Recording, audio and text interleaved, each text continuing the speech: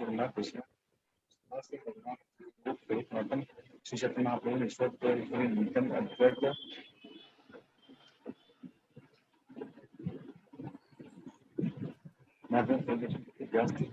पुरुषोत्तम चैतन्य राजन विद्यार्थी ज्ञानती ज्ञान सूत्र कहते हैं छोटे महात्मा नगर मन का प्रयास भारत ब्रह्म श्री कृष्ण।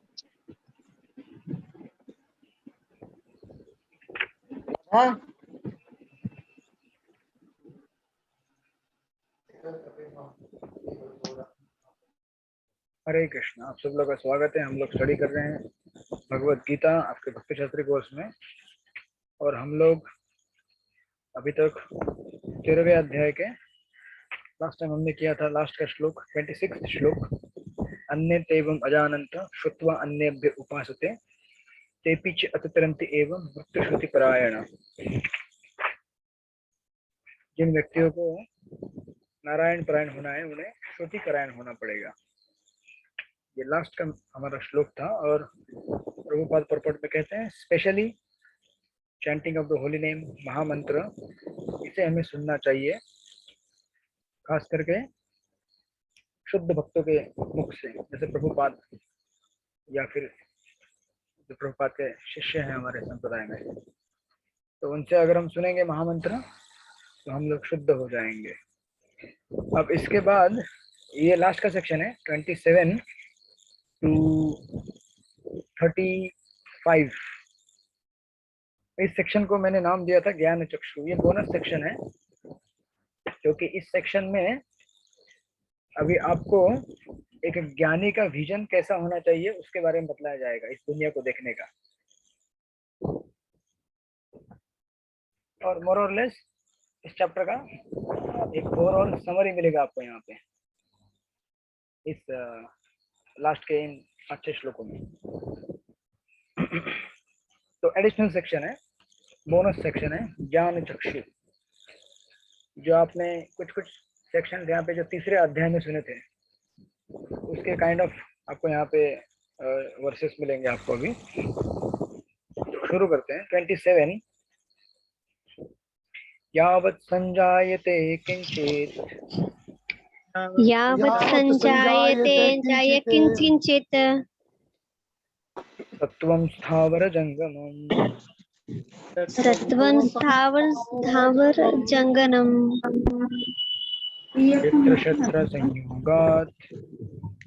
क्षेत्र क्षेत्र संयोगात् तत्विद्धि भरत ऋषभ। पढ़िए इसका अनुवाद। वंदना हो जाए माता जी, पढ़िए अनुवाद। हरे कृष्ण प्रभु जी, धन्यवाद प्रणाम।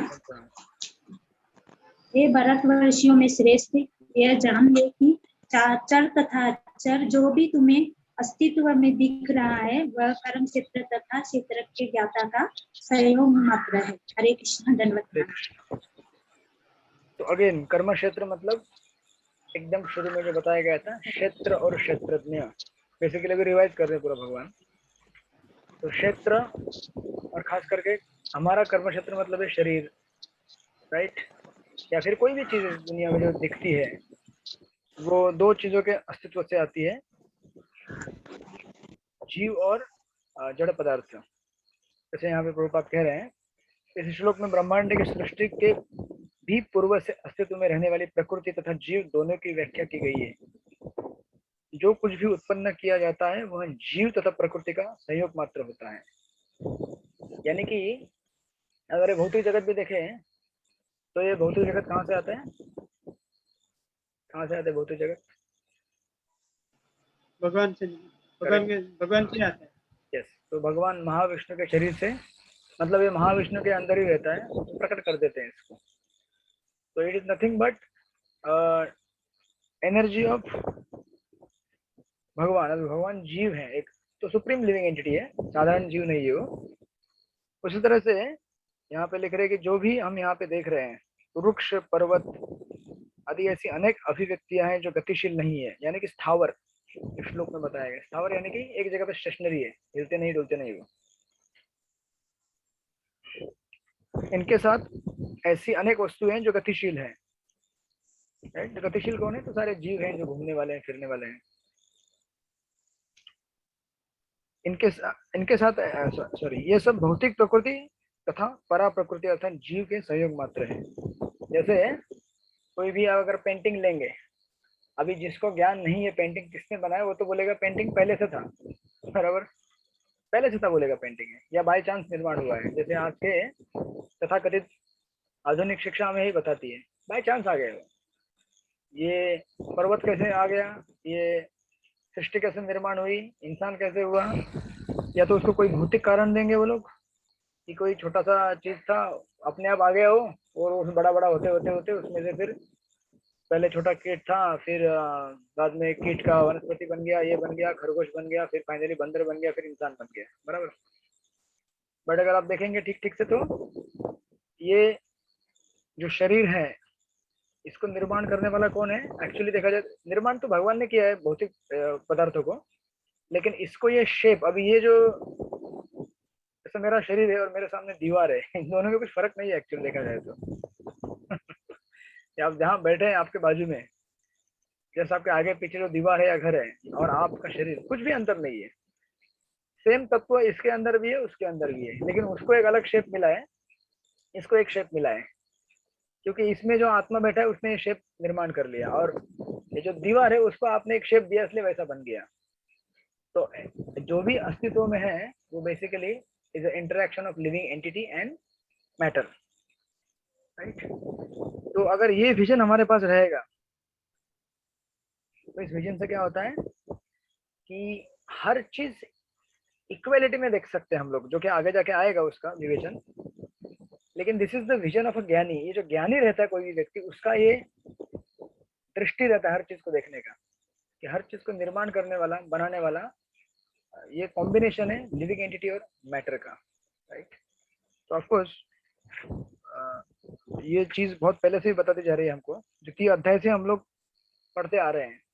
शरीर और शरीर के जो ओनर है आत्मा, उसका अंतर। इसलिए प्रभुपाद लिख रहे हैं भौतिक प्रकृति तथा आध्यात्मिक प्रकृति का संबंध निरंतर चला रहा है और यह संयोग परमेश्वर द्वारा संपन्न कराया जाता है। अतः वे ही पर अपर प्रकृति के नियामक है, राइट। तो इसलिए देखिए अभी ये अगर विजन रहेगा हमारे पास, इस विजन का रिजल्ट क्या आएगा वो आगे बता रहे हैं, आगे वाले श्लोक में 28। समम सर्वेषु भूतेषु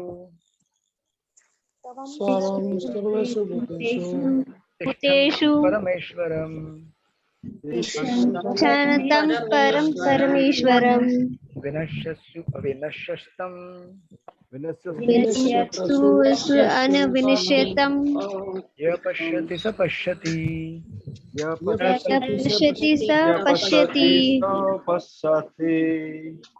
पढ़िए रामभद्र को पढ़िए। हरे कृष्ण प्रभु जी। जो परमात्मा को समस्त शरीरों में आत्मा के साथ देखता है और जो यह समझता है कि इस नश्वर शरीर के भीतर ना तो आत्मा ना ही परमात्मा कभी विनष्ट होता है, वही वास्तव में देखता है। हरे कृष्ण। ओके, तो इसीलिए जिस व्यक्ति को ये पहले से ज्ञान है, 27वें श्लोक से जो सीरीज आ रहा है, ज्ञान चक्षु जिसके पास है। ज्ञान चक्षु मतलब चक्षु अलग अलग होते हैं, हमारा चश्मा भी चक्षु है, उसके अंदर आंख है, वो एक चश्मु है, चक्षु है, चर्म चक्षु बोलते हैं उसको। और ज्ञान चक्षु, ज्ञान का चक्षु। तो जिसके पास ज्ञान चक्षु है वो देख पाता है कि हर चीजों के अंदर, हर पदार्थों के अंदर उसका कंपोनेंट क्या है। तो अगर खाली कोई दीवार है तो प्रकृति से बना हुआ है, और अगर कोई स्थावर जंगम कोई लिविंग एंटिटी है तो उसके अंदर प्रकृति और पुरुष दोनों व्यक्ति है। इसलिए लिख रहे हैं कि यह वो समझता है कि इस नश्वर शरीर के भीतर न तो आत्मा नहीं परमात्मा कभी भी विनष्ट नहीं होता, क्योंकि देख पाता है ना वो कि एक एंटिटी इटरनल है और एक टेम्पररी है, वही वास्तव में देखता है। और ये सब चीज अर्जुन को क्यों बोल रहे भगवान? आपस गीता को याद रखिए कि ये अर्जुन और कृष्ण के बीच में संवाद चल रहा है। आप बोलेंगे इंस्ट्रक्शन रिपीट क्यों होता है? हमने बार बार सुन लिया है पहले ही सेकंड अध्याय में कि इसीलिए क्योंकि अर्जुन को कन्विंस कराना है कि तुम जो देख रहे हो अर्जुन तुम्हारे सामने, तुम सोच रहे हो कि इनका वध होगा तो मर जाएंगे, ये तो केवल कपड़े चेंज करने वाले हैं, इनके अंदर का जो आत्मा है वो अमर रहने वाला है। और ये कंसिस्टेंट गीता का थीम और मैसेज रह चुका है। और हमारे लिए भी जो भी आज हमारे सामने कुछ सिचुएशंस रहती है, अच्छी बुरी जो भी है, उसको हम रिलेट करते हैं शरीर के साथ, बट लेकिन वो सिचुएशन एक्चुअली शरीर का ही है, आत्मा का नहीं है, राइट? वो टेम्पररी है। तो उसी तरह से यहाँ पे अर्जुन के लिए इंस्ट्रक्शन है कि ये जो बोल रहे हैं यहाँ पे विनश्यस्तु अविनश्यस्तु, कि इस शरीर के अंदर जो व्यक्ति है वो नाशवान नहीं है, उसको तुम देखो अर्जुन। इसको जो देखता है वही सही में देख पाता है, अदरवाइज वो नहीं देख रहा है चीज को। इसलिए प्रभुपाद यहाँ पे देख रहे हैं या लिख रहे हैं कि शरीर तीन चीजें में से, शरीर का स्वामी या आत्मा, यानी कि शरीर आत्मा तथा आत्मा के मित्र को एक साथ संयुक्त में देखता है, वही सच्चा ज्ञानी है। Matter spirit and controller of both, द्वितीय अध्याय में आया था ये। मैटर यानी कि प्रकृति, स्पिरिट यानी कि आत्मा, और दोनों का नियामक अगर आपको याद आएगा तो परमात्मा है। जो इसको जानता है उसको असली नॉलेज है, अदरवाइज उसको नॉलेज नहीं है। और ऑफ कोर्स प्रभुपाद पैराग्राफ में हमारे लिए कुछ टिप्स दे रहे हैं, कह रहे हैं कि जब तक आध्यात्मिक विषयों के वास्तविक ज्ञाता की संगति नहीं मिलती तब तक कोई इन तीन वस्तुओं को नहीं देख सकता। जिन लोगों की ऐसी संगति नहीं होती वे अज्ञानी है, वे केवल शरीर को देखते हैं, और जब शरीर नष्ट हो जाता है तो सब कुछ नष्ट हो गया। लेकिन वास्तविकता यह नहीं है, शरीर के विनष्ट होने पर आत्मा तथा परमात्मा दोनों बने रहते हैं। तो और ऑफ कोर्स इस शब्द का भी वहां पे दे रहे हैं वो, यहाँ पे जो शब्द का इस्तेमाल किया गया है परमेश्वरम, लिख रहे हैं प्रभुपाद की कभी कभी संस्कृत शब्द परमेश्वर का अनुवाद जीवात्मा के रूप में किया जाता है, क्योंकि आत्मा ही शरीर का स्वामी है, इसलिए है, लेकिन खाली शरीर का स्वामी है कुछ समय के लिए, और शरीर नष्ट होने के बाद देहांतरण कर लेता है, राइट? तो दिस इज, ये हो गया पहला चीज 28 नंबर में। और एक चीज बोलेंगे 29 नंबर में, समम पश्यन् हि सर्वत्र, समं पश्यन् हि सर्वत्र समावस्थित एव स ईश्वरम् नहि नस्ति आत्मानं आत्मानं न हि अस्ति आत्मा आत्मानं ततो याति परागतिम्, तो याति परां गतिम्। पढ़िए इसका अनुवाद।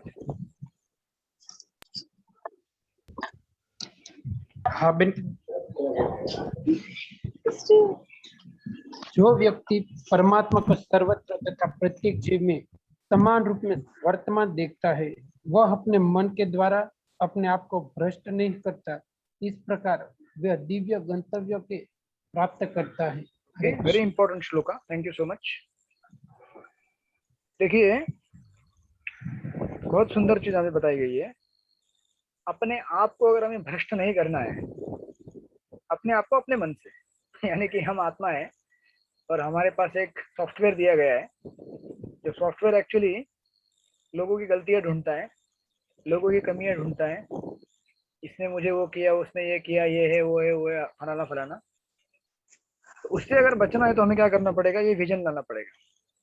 लिख रहे हैं कि प्रत्येक जीव में समान रूप से वर्तमान देखता है परमात्मा को, वह अपने मन के द्वारा अपने आप को भ्रष्ट नहीं करता। अगर भ्रष्ट नहीं करता तो क्या करता है, वो दिव्य गति को प्राप्त करता है। देखिए हमारे लाइफ में जितने भी प्रॉब्लम्स आते हैं, हम किसी के खिलाफ कुछ गुस्सा करके रखते हैं, या फिर किसी को देख के हमारे अंदर एनवी आता है, किसी को देख के लोभ होता है, किसी को देख के काम आता है, किसी को देख के गुस्सा आता है। ये सब चीजों का परिणाम, ये सब चीजें हम क्यों देखते हैं? क्योंकि हम उसके अंदर पहली बात तो आत्मा को देख नहीं पा रहे हैं, ये नहीं देख पा रहे हैं कि ये सारे गुण आत्मा के नहीं है। ये सारे गुण आत्मा ने एक विशिष्ट परिस्थिति में एक्वायर किए हैं, और वो भी शरीर तक ही सीमित है। वो उसकी जब शुद्धि हो जाएगी तो शुद्ध हो जाएगा, दिस फर्स्ट थिंग। सेकंड, हम ये नहीं देख पाते कि इन सब का ओनर क्या है, परमात्मा है। देखिए इसीलिए हम जब भौतिक दृष्टि से लोगों को देखते हैं या चीजों को देखते हैं तो हम कैलकुलेट करते हैं, हिसाब लगाते हैं। ये व्यक्ति से दोस्ती करूंगा ना इतना पैसा मिलेगा, इससे दोस्ती करूंगा ना मजा आएगा, प्रभु जी के घर प्रसाद रोज बनता है एकदम बढ़िया, और प्रभु जी देते भी हैं एकदम फ्री में, जाओ प्रसाद मिलेगा भर भर के खाओ। मतलब आई मीन टू से, आपने देखे होंगे ऐसे कुछ लोग रहते हैं जो मतलब इस तरह से कहीं भी जाते तो ये उनका कैलकुलेशन रहता है इसमें से क्या मिलेगा, इसमें से क्या मिलेगा, उसमें से क्या मिलेगा। ये कैलकुलेटिंग मोड इसलिए होता है हिसाब किताब रखने का। ऑफकोर्स ये लोग ये नहीं देखते कि उसमें से अच्छा क्या मिलेगा, मतलब मेरे लिए मैं क्या एक्सप्लोर कर सकता हूँ वहां से। ये विजन जो है हमारे अंदर, ये भौतिक विजन इसलिए रहता है क्योंकि हम लोग उसमें आत्मा को नहीं देख पा रहे हैं या फिर परमात्मा को नहीं देख पा रहे हैं। अब ऐसा करने से क्या होता है, देखिए जैसे फॉर एग्जांपल, जस्ट हमारे कॉन्टेक्स्ट में अगर कोई एग्जांपल लें, अगर हम किसी चीज को देखते हैं तो हम सोचते हैं कि ये भगवान के कैसे इस्तेमाल में आएगी, राइट। ऐसा सोचना चाहिए एक्चुअली हमें, लेकिन हम लोग कई बार फेल हो जाते हैं। हमारे मन में सबसे पहले थॉट आता है कि ये मेरे लिए कैसे काम में आएगा, राइट। लेकिन अगर हम ठीक ठीक से समझे कि इस चीज का ओनर कौन है, मैं कौन हूँ, तो हमारा विजन बदल जाएगा उस चीज को देखने से।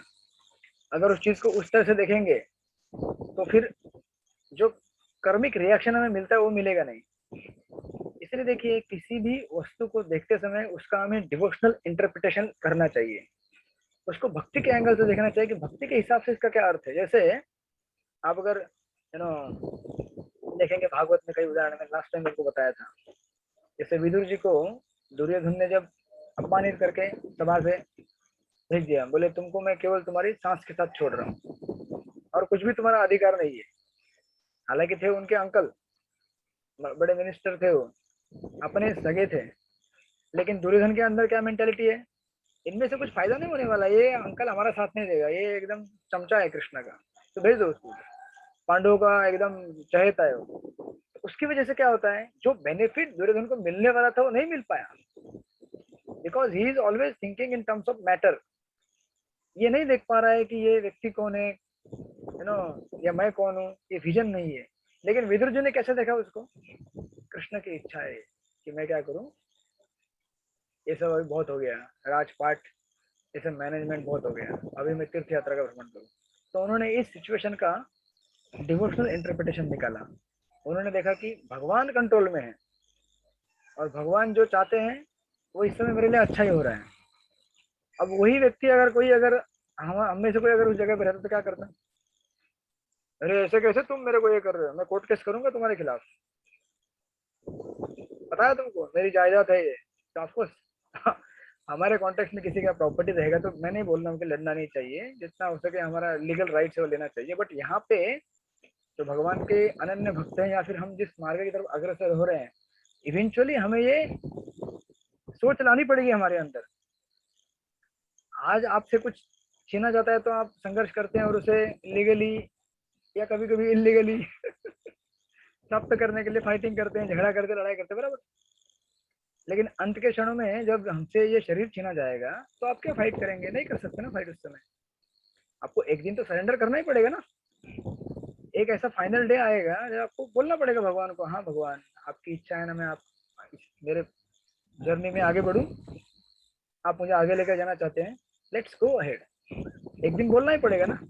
तो अभी छोटे छोटे जो इवेंट्स हमारे लाइफ में आते हैं उससे हमें अपने आप को प्रिपेयर करना पड़ेगा, राइट। तो विदुर जी ने ये सोचा कि भगवान की इच्छा है, अभी आगे मुझे बढ़ना चाहिए। उसी तरह से परीक्षित महाराज, उनको 7 दिन का नोटिस मिला था। एक मैं कथा सुन रहा था तो कथाकार बता रहे थे कि परीक्षित महाराज को 7 दिन का नोटिस क्यों मिला उनको 3 दिन का भी नोटिस मिल सकता था या 1 महीने का मिल सकता था या कुछ नोटिस नहीं मिल सकता था। 7 दिन का नोटिस इसलिए मिला, परीक्षित महाराज भी समझ गए कि 7 दिन का नोटिस क्यों दिया, क्योंकि ये भगवान की व्यवस्था है कि 7 दिन में मैं अपने आप को तैयार करूं अभी फाइनल जर्नी के लिए, मेरे फाइनल डेस्टिनेशन के लिए। तो एक्चुअली ये अच्छा है ना, कभी कभी आपको लाइफ में जब मालूम पड़ता है कि मेरे जीवन में इतने दिन बचे हुए हैं, अच्छा है।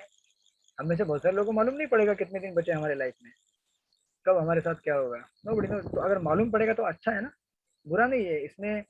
लेकिन हम लोग प्रिपेयर नहीं रहेंगे, तैयार नहीं रहेंगे इस जर्नी में आगे जाने के लिए, तो हमें तकलीफ होती है। और हम प्रिपेयर तब नहीं रहते हैं जब हमें इस तरह से ठीक ठीक से मालूम नहीं है कि मैं कौन हूँ, कहाँ से आया हूँ, कौन मेरा मालिक है। अभी तो बहुत सारे मालिक मैंने बनाए हैं बहुत सारे दोस्त बनाए हैं, बहुत सारे पति है, पत्नी है, बच्चे हैं, ये है वो है। अपन मतलब एक घर में एक ही पति है, आई मीन टू से कि बहुत सारे लोग हैं अपने अपने घर में पति है, पत्नी है, बच्चे हैं, जो भी हैं, जैसे भी है। तो अल्टीमेट फाइनल जर्नी में हम जाएंगे तो हमको तो जो भक्त हैं घर में वो अलग बात है, हमारे जो भी फैमिली मेंबर है वो अगर डिवोटी हैं तो हमारे लिए एसेट है। हमारे अंतिम क्षण में हमको हेल्प करेंगे, हमारे लिए कीर्तन करेंगे, जपा करेंगे, हरे कृष्णा कृष्णा कृष्णा हरे हरे, हरे राम राम राम हरे हरे, राइट। लेकिन अदरवाइज हमें रेडी रहना पड़ेगा। उसी तरह से चित्रकेतु महाराज का भी उदाहरण है भागवत में। उन्होंने जैसे इस श्लोक में कहा गया, उन्होंने ये नहीं देखा कि पार्वती ने मुझे श्राप दिया, उन्होंने ये देखा कि भगवान ने मेरे ऊपर अनुग्रह किया है, मैंने शिव जी का अपराध किया, उसके रूप में मुझे दंड मिला, और ये दंड अच्छा ही है मेरे लिए, क्योंकि जब दंड मिलता है अपराधी को तो शुद्ध हो जाता है, राइट। हमारे वैदिक इतिहास में ये सिस्टम था पहले भी।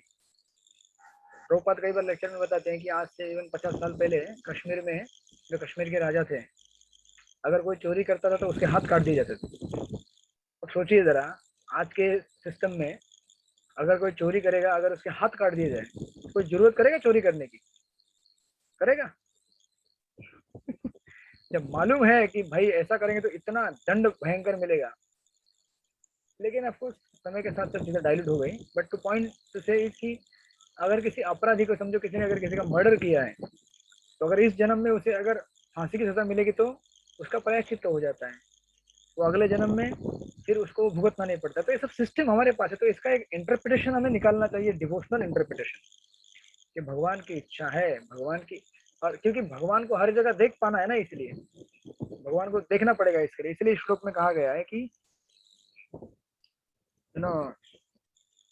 जो व्यक्ति परमात्मा को सर्वत्र देखना मतलब जीवन के सारे पहलुओं में देखना। मेरे साथ कुछ अच्छा होता है तो भी भगवान की वजह से हो रहा है, बुरा होता है तो कई बार मेरे कारणों की वजह से हो रहा है कम भगवान की वजह से हो रहा है, लेकिन उसमें भगवान मेरे ऊपर इतने कृपाशाली हैं कि उस चीज को कम करके दे रहे हैं। जैसे भागवत के दशम स्कंद में ब्रह्मा जी कहते हैं तप्तेनुकंपाम सूक्ष्मानाम, राइट।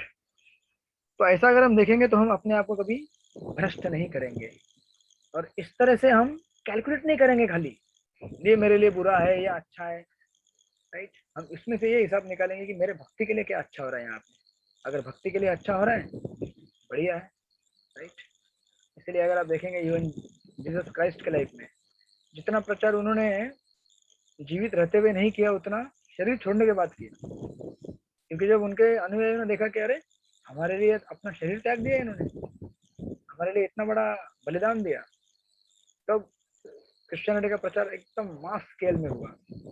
तो ये देखिए यहाँ पे हर जगह देखना जरूरी है हमको, कि परमात्मा है और उसके साथ जीवात्मा है, और जीवात्मा का जैसे प्रभुपाद यहाँ पे लिख रहे परपुट में, जीव अपना भौतिक अस्तित्व स्वीकार करने के कारण अपने आध्यात्मिक अस्तित्व से पृथक स्थित हो गया है। किंतु यदि वह समझता है कि परमेश्वर अपने परमात्मा स्वरूप में स्वतंत्र स्थित है, अर्थात यदि वह भगवान की उपस्थिति प्रत्येक वस्तु में देखता है, तो वह विघटनकारी मानसिकता से अपने आप को नीचे नहीं गिराता, इसलिए वह क्रमशः वैकुंठ लोक की ओर बढ़ता जाता है। तो जस्ट एक फैक्टर का फर्क है हमारी चेतना का। आप अगर अच्छी तरह देखेंगे तो ऊपर अपने आप को एलिवेट कर सकते हैं, थोड़े बुरी नजर से देखेंगे तो अपने आप को डिग्रेड कर सकते हैं। किसी भी वस्तु को देखेंगे कि ये वस्तु मेरे भूख के लिए है, तो हो गया आपका काम, फिर रास्ता तैयार हो गया पीछे के गेट का और अगर उसी चीज को देखेंगे भगवान के लिए, आगे का रास्ता तैयार हो गया।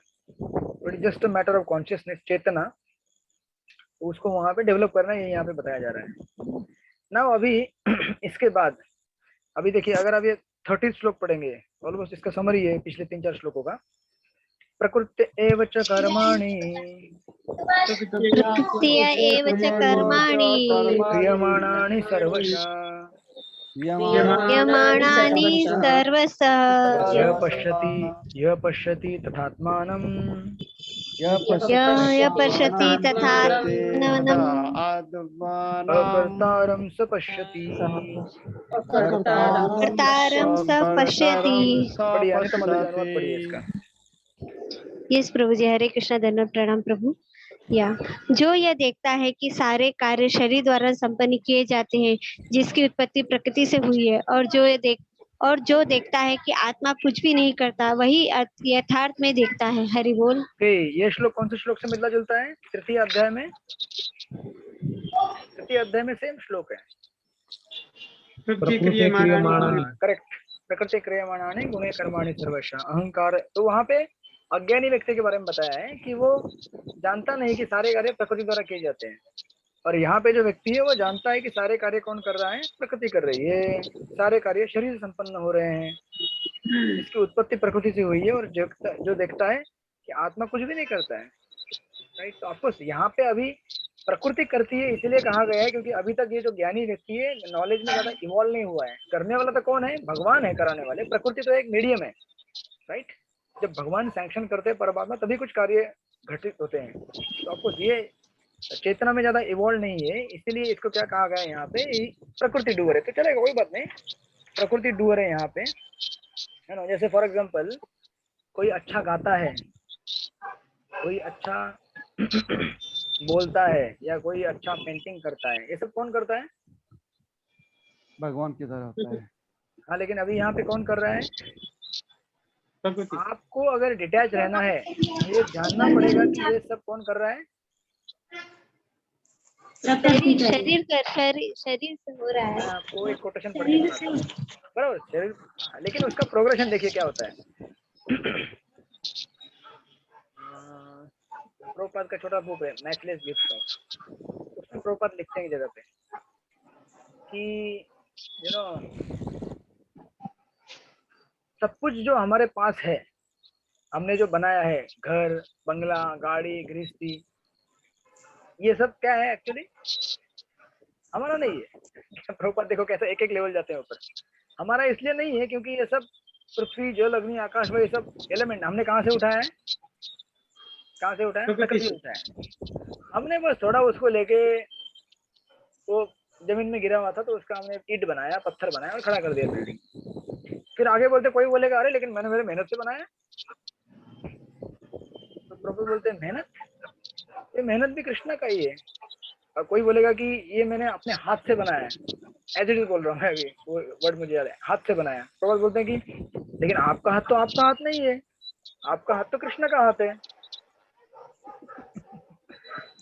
अभी मनोहर बलदेव प्रभु अगर कुछ लिखेंगे तो एक्चुअली आप लिख रहे हैं आपके हाथ से, लेकिन आपका हाथ नहीं है। किसका हाथ है वो, प्रकृति का हाथ है, ऐसे भगवान का दिया हुआ प्रकृति का। तो प्रभुपाद वहां पे बोलते हैं कि आपके हाथ में अगर लिखने की कुछ शक्ति है तो किसकी शक्ति है वो, भगवान की है ना। तो फिर आपका कैसे हो गया। अब प्रभुपाद इसको सॉलिडली एस्टेब्लिश करने के लिए बोलते हैं, अगर ये आपका होता तो कभी कभी ऐसा होता है ना, हमको पैरालाइज होता है, बॉडी में कभी पैरालिसिस होता है, या हमारा कुछ हाथ काम नहीं करता, उस समय फिर आपका हाथ क्यों नहीं है। ओके, अगर आपका हाथ है तो फिर अभी क्यों नहीं इस्तेमाल कर पा रहे हो। इसका मतलब क्या है, आपका हाथ नहीं है एक्चुअली देखा जाए तो।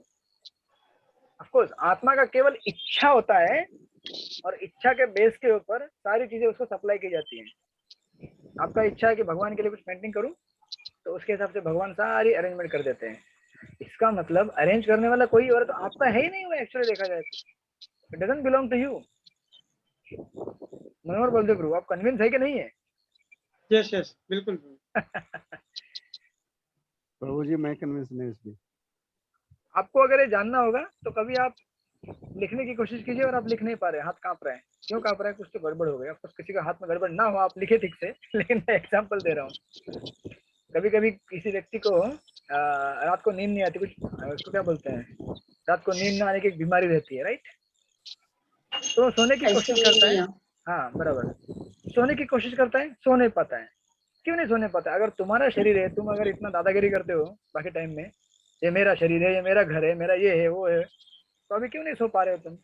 दिखाओ सो के, तुम्हारा शरीर है तो क्यों नहीं सो पाते हो। क्योंकि शरीर के ऊपर नियंत्रण, इस शरीर का ओनरशिप किसी और का है, तुम्हारा है लेकिन कुछ ही हिस्सा है, कुछ परसेंट है, खाली डिजायर है तुम्हारा।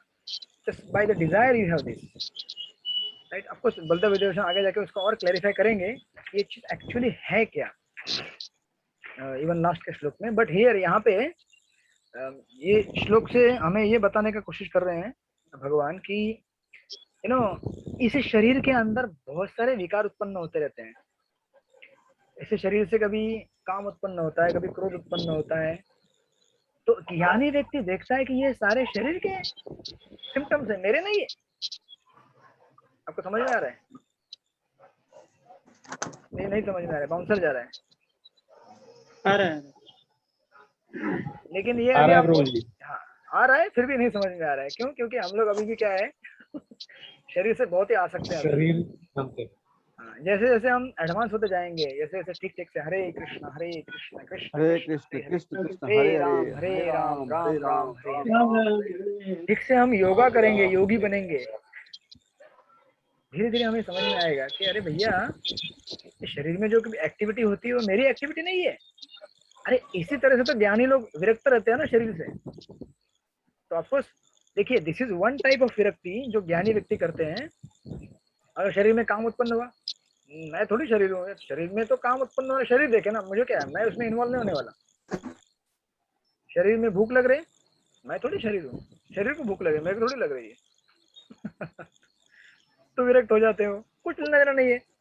तभी तो इतना तपस्या कर पाते हैं, तभी तो इतना, आपने देखा होगा कई सारे योगी जो रहते हैं हिमालय पर्वतों में रहते हैं, गुफाओं में तपस्या करते हैं, महीनों महीनों तो कुछ खाते नहीं पीते नहीं, ऐसे रहते हैं, सोते भी नहीं है। क्योंकि वो ज्ञान इतना हाईली डेवलप हो गया है कि कंप्लीटली डिटैच कर डालते हैं अपने आप को। मैं ये हूँ ही नहीं, तो फिर मेरा क्या लेना देना है। अच्छा शरीर बोलेगा मैं तुझे छोड़ के जाऊंगा, जा फिर। और जो आम आदमी है, ऑर्डिनरी आदमी, वो क्या सोचता है, शरीर मेरा है, नहीं नहीं नहीं छुटना चाहिए, इसको खाना खिलाओ, तो पानी पिलाओ, इसको जो चाहिए दे दो, सारे नियम तोड़ दो, लेकिन इसको संतुष्ट रखो क्योंकि ये शरीर मैं हूँ। समझ नहीं पाता है वो। ऑफकोर्स तो ये बहुत ही हार्डकोर फिलोसॉफी है, मतलब ये बहुत कठिन है हमारे लिए प्रैक्टिस करने के लिए। इसीलिए at the level of devotees, हमारे भक्तों के लेवल में कैसे सोचेंगे आप, ये फिर कैसे करेंगे आप इस फिलोसॉफी को? अगर प्रैक्टिस करें तो भक्तों के लेवल पे कैसे प्रैक्टिस करेंगे, बताइए आप। How do practice? क्योंकि ये ठीक है, ये this is one type of philosophy और पक्का फिलोसॉफी है ये। इसको प्रैक्टिस करने वाले लोग भी है, ऐसा नहीं कि इसको प्रैक्टिस करने वाले लोग नहीं है। ये बेसिकली अष्टांग योग का मार्ग है, ज्ञान मार्ग है, राइट। आई होप सबको समझ में आ रहा है जो मैं बोल रहा हूँ। आप लोग थके हुए हैं? नहीं थके हुए हैं? थोड़ा आपका थोड़ा समझ बॉडी में आ थक रहा रहा है, आप नहीं थके हुए हैं। थोड़ा थोड़ा समझ में आ रहा है। याद करने की कोशिश कीजिए, आपका बॉडी थक रहा है, आप नहीं थक रहे हैं, ठीक है ना। आप एकदम तंदुरुस्त है, नींद बॉडी को आ रही है, आपको नहीं आ रही है। Yes of course. तो प्रभु जी, हाँ बोलिए। क्या हम ये सोच सकते हैं कि ये शरीर जो है ये भगवान के द्वारा दी गई एक गिफ्ट है इस आत्मा का उद्धार करने के लिए? भक्त के, जैसे आपने पूछा अभी प्रश्न, यस यस हम ये सोच सकते हैं कि इसको स्वस्थ रखना भी जरूरी है क्योंकि हाँ इसी को माध्यम बना के हमको भक्ति करना है। Yes yes is that the correct. Right concept? Yes correct answer. इसीलिए अभी क्या क्या है देखिए, न केवल शरीर, तो अगर हम ये देखेंगे, देखिए अकर्म जो रहता है ना, अकर्म, अकर्म यानी कि कोई भी कर्म का रिएक्शन नहीं लगेगा आपको। आप लोग को आ रहा है ध्यान में? कर्म अकर्म कर्म विकर्म विकर्म। विकर्म। तो हमें विकर्म तो करना नहीं है क्योंकि विकर्म पाप होता है, और हमें कर्म भी नहीं करना है क्योंकि पुण्य मिलता है, और पुण्य खतरनाक होता है क्योंकि स्वर्ग में लेके जाता है आपको। खतरनाक इन द सेंस कि जब पुण्य का आध्यात्मिक इस्तेमाल करेंगे तो अच्छा है, लेकिन कई बार लोग उसका आध्यात्मिक इस्तेमाल नहीं करते, स्वर्ग में जाते हैं, फिर वहां से नीचे चलता ही रहता है चक्र। तो हमें बीच का करना होता है अकर्म। तो अकर्म करने का एक तरीका है ज्ञान मार्ग का, जो कि यहाँ पे बता रहे हैं। दूसरा अकर्म करने का मार्ग ये है भक्ति का, जैसे प्रभु ने कहा। हमको क्या करना है, देखना है कि शरीर भगवान ने दिया हुआ, जैसे मैंने पहले कहा, ये हाथ आपका हाथ नहीं है, ये जो मैं बोल रहा हूँ ये वाणी मेरी वाणी नहीं है, ये जो आप बैठ के सुन रहे हैं ये सुनने की क्षमता आपकी क्षमता नहीं है। आप केवल इच्छा करते हैं और उस इच्छा के बल के ऊपर भगवान आपको वो फैसिलिटी देते हैं सुनने की या बोलने की या लिखने की या कुछ बनाने की, राइट। तो अगर इस तरह से देखेंगे तो सारी चीजों का इस्तेमाल कहाँ पे करना चाहिए, किधर करना चाहिए? भगवान की सेवा, भगवान की के लिए सेवा में। करना चाहिए। That's how a devotee remains unaffected by this body, unaffected by anything else happening around him. अकर्म में चला जाता है वो। Very simple, right. ये हम स्टडी कर चुके हैं ऑलरेडी योगा लैडर में। ये सामान्य आदमियों के लिए ये पाथ जो है इस तरह से आसान है। बाकी जो ज्ञान का मार्ग बताया कठोर, वो सबके लिए उतना पॉसिबल और फिजिबल नहीं है। That's why. इसलिए तो ये देखिए, एक और प्रश्न था, हाँ यस बोलिए। अभी पूछूं के बाद में पूछूं? इससे इसके कनेक्टेड पहले वाले श्लोक इससे कनेक्टेड है। इसके पहले वाले श्लोक से हाँ ठीक है, पूछिए। इसके पहले वाले हाँ चलेगा, पूछिए।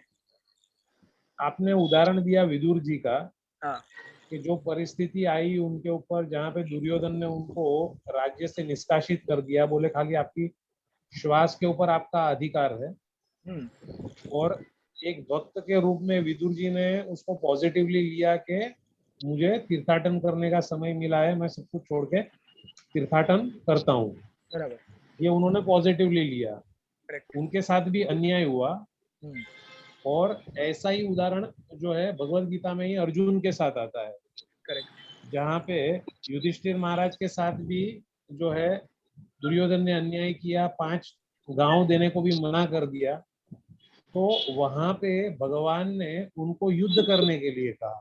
करेक्ट। उनको ये नहीं कहा कि तुम इसको मेरी इच्छा समझ के जो है सब कुछ छोड़ के तुम जो है वन में भिक्षा मांगो। करेक्ट। तो ऐसा क्यों कहा? तो हाँ, तो ये दोनों का हम सामंजस्य कैसे कर सकते हैं? देखिए, आउटकम क्या होता है उसके ऊपर निर्भर करता है। किसी भी एक्टिविटी का आउटकम क्या है। विदुर जी ने घर छोड़ने से उनकी भक्ति बढ़ गई, और अर्जुन ने लड़ाई करने से उसकी भक्ति बढ़ गई। अगर आपका फाइनल रिजल्ट भक्ति बढ़ता है, तो फिर आप जो क्रिया करने वाले हैं वो बराबर है, बोनाफाइड है। प्रतिकूल्यस्य वर्जनम, सॉरी, अनुकूल्यस्य संकल्पम, प्रतिकूल्यस्य वर्जनम। भक्ति के लिए जो अनुकूल होता है वो हम स्वीकार करते हैं, जो प्रतिकूल होता है नकारते हैं। राइट, तो कर दो आंसर उसी तरह से। ओके, तो अभी देखिए, इसलिए इस श्लोक में यहाँ पे हमको अंडरस्टैंडिंग दे रहे हैं भगवान कि जितने भी हमारे, देखिए ये थीम पहले 27 श्लोक से चलता आ रहा है कि हमारे आसपास जितने भी लोग रहते हैं जिनके, देखिए और एक अंडरस्टैंडिंग इसमें आता है, किसी के कुछ अनर्थ है, किसी के अंदर कुछ गुस्सा है, उसको आप टॉलरेट कीजिए, ये देखते हुए कि ये उस व्यक्ति का गुण नहीं है, उसके शरीर का गुण है। और अगर उसको मौका दिया जाए भक्ति करने का, तो धीरे धीरे वो भी शुद्ध हो जाएगा।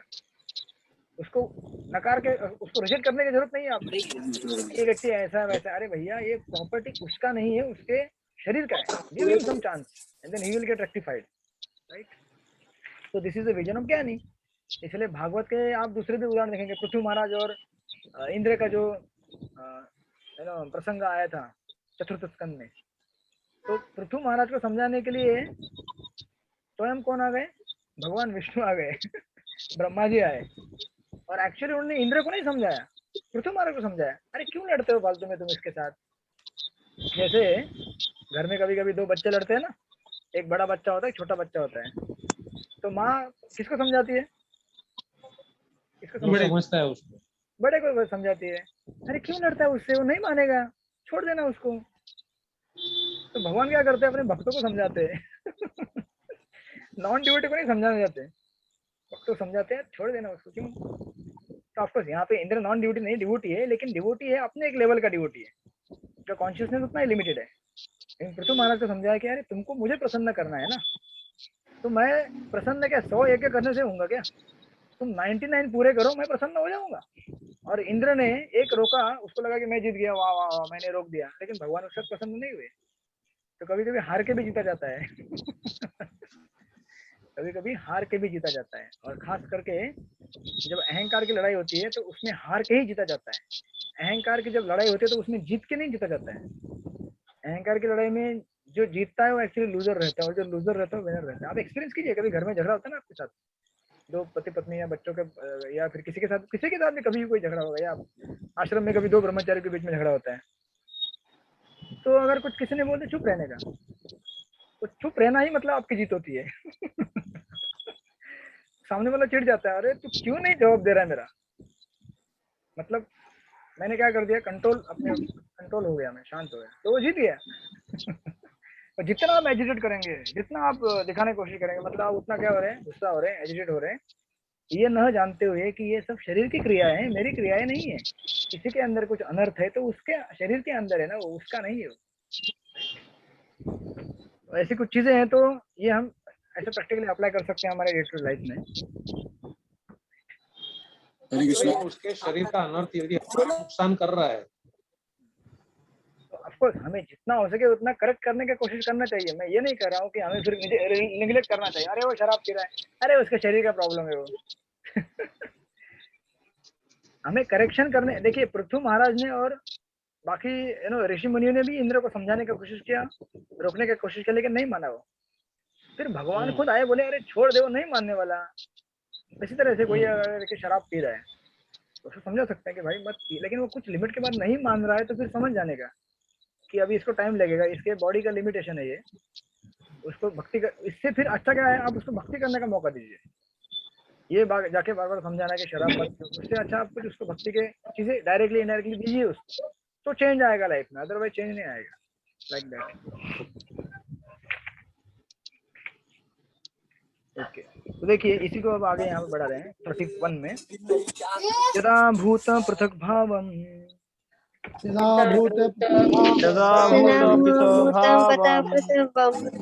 एकस्थम अनुपश्यति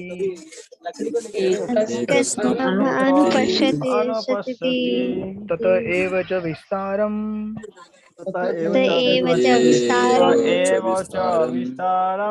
ब्रह्म संपद्यते तदा।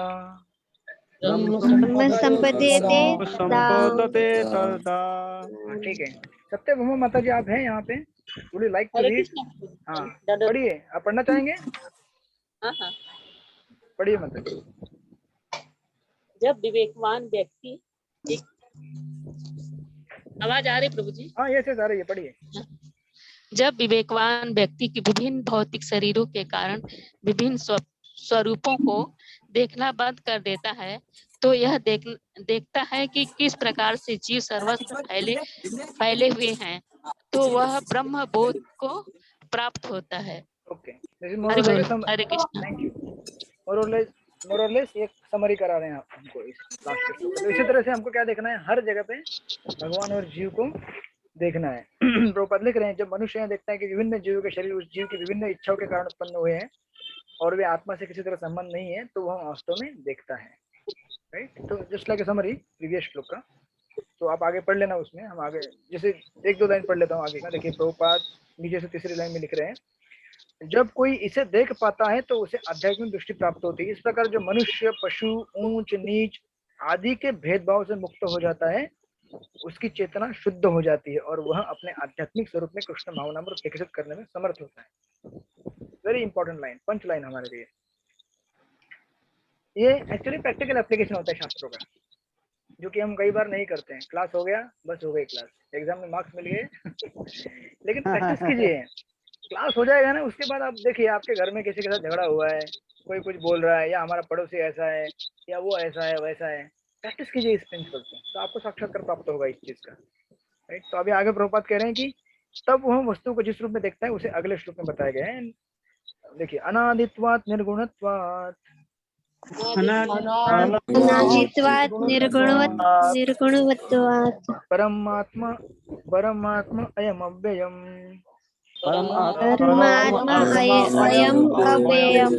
शरीरस्थोऽपि कौन्तेय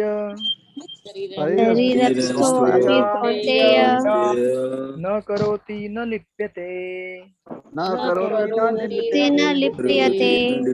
पढ़िए तरला स्वरूप माता जी, पढ़िए इसका अनुवाद।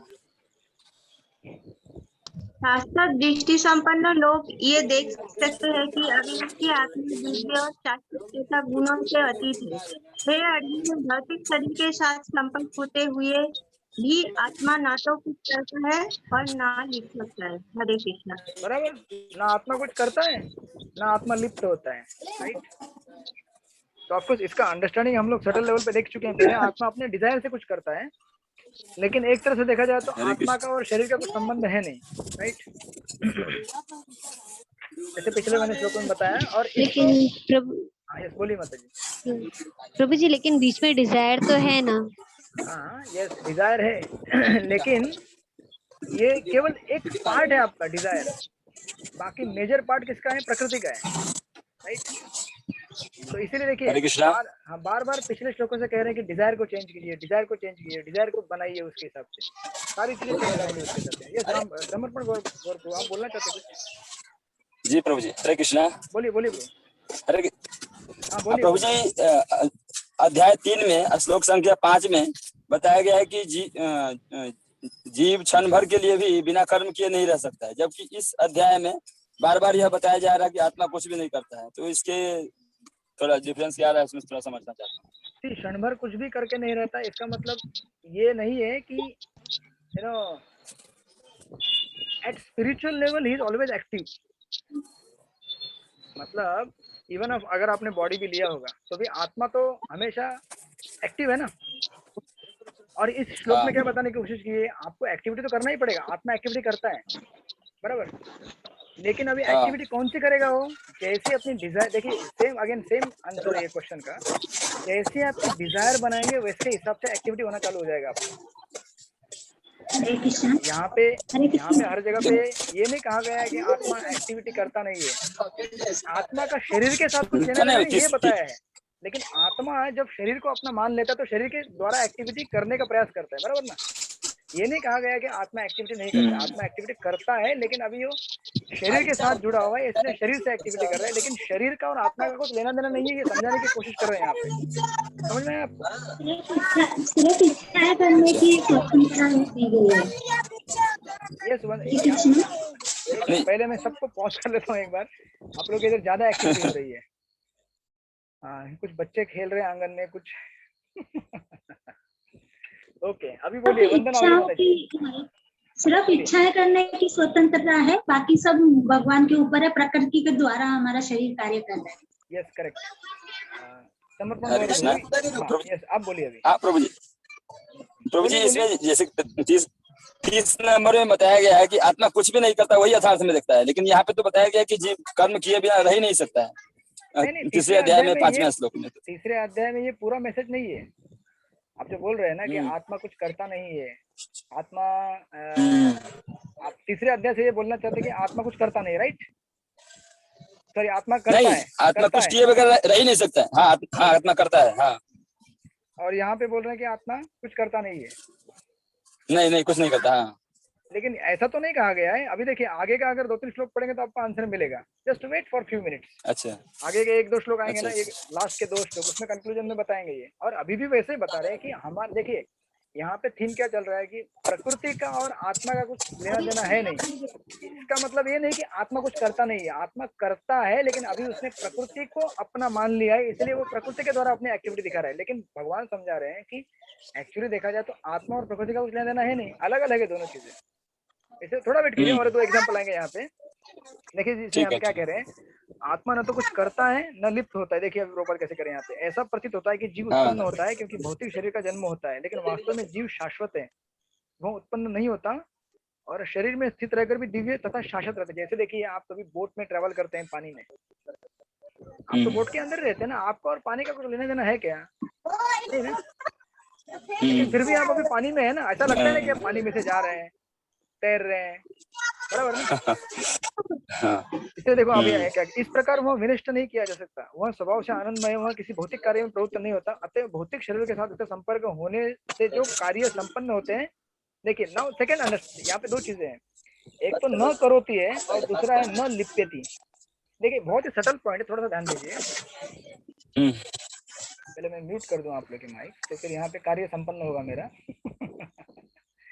2 चीजें, न करोती और न लिप्यते। पहले चीज कहा गया है न करोती, और दूसरा न लिप्यते। न लिप्यते मतलब मिक्स नहीं होता वो, या फिर बाध्य नहीं होता प्रकृति के कार्यों से, जो कि आगे वाले श्लोक में बताया जाएगा। इस श्लोक में बताया है किस तरह से वो न करोती है, राइट? जैसे मैंने पहले भी बताया आपको, सेम आंसर जो अनिता चौहान माता जी बता रही थी और क्या नाम है, पंचतत्व प्रिया प्रभु बता रहे थे। आप बहुत सारे देखिए वही डेफिनेशन से बार बार आ रही हैं, लेकिन आप अभी इस कॉन्टेक्स्ट के साथ जोड़िए। हम सब लोग कार्य करते हैं लेकिन फिर भी नहीं करते हैं। कैसे होता है ये? अकर्म की वजह से होता है ना। और जो योगी रहता है, क्योंकि हम लोग भगवान को, क्योंकि जो भी सब कुछ है भगवान को समर्पण कर देते हैं, भगवान के लिए करते हैं, तो फिर वो अकर्म हो गया, राइट?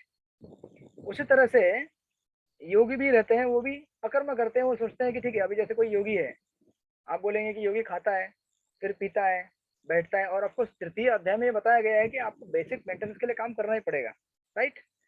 लेकिन अगर आप उसके कुछ सेक्शन आगे जाएंगे तो ये भी बताया गया है कि अगर आप अपने आप को मतलब पूरी तरह से बॉडी से परे जाएंगे आप, तो फिर क्या हो रहा है? देखिए ये जो बॉडी है ना, वो खा रहा है, वो अपने आप को धो रहा है, अपने आप को सुला रहा है, उठ रहे हैं, आप उसमें इन्वॉल्व नहीं है।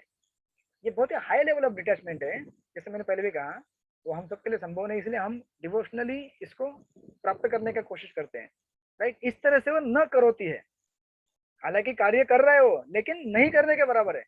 आप सब लोग को समझ में आ रहा है ये चीज क्या हो रहा है? मनोहर बोल दो, आपको समझ में आ रहा है? प्रभु जी, आपके इस लेक्चर से राजा रहुगण और जड़ भरत के जो संवाद है ना, पूरे मैच करते हैं प्रभु जी। यस, करेक्ट करेक्ट, राधा हमारा उसमें भी यही संवाद चल रहा है।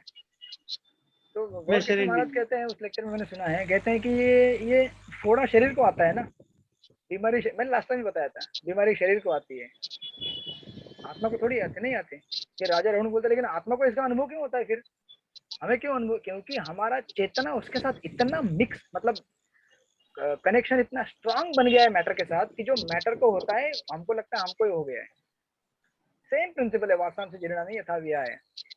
शरीर हम त्याग देते हैं, कपड़ा बदलते, तो कपड़ा बदलने का दुख हमें होता है, क्यों? क्योंकि हमारा आसक्ति है ना कपड़े के साथ। अरे मेरा बहुत वो ससुराल में मिला था मेरे को, या मेरे मायके में दिया था, मेरा साड़ी का पुराना कपड़ा, मेरा कपड़ा गया, राइट। आसक्ति है, नया कपड़ा मिलेगा तो खुश होना चाहिए ना। तो यस, दिस इज न करोति और न लिप्यते। देखिए आगे वाले श्लोक में, यथा सर्वगतम सूक्ष्मयात् यथा सूक्ष्मयात् आकाशं नोपलिप्यते, आकाशं नोपलिप्यते, सर्वत्रावस्थितो देहे,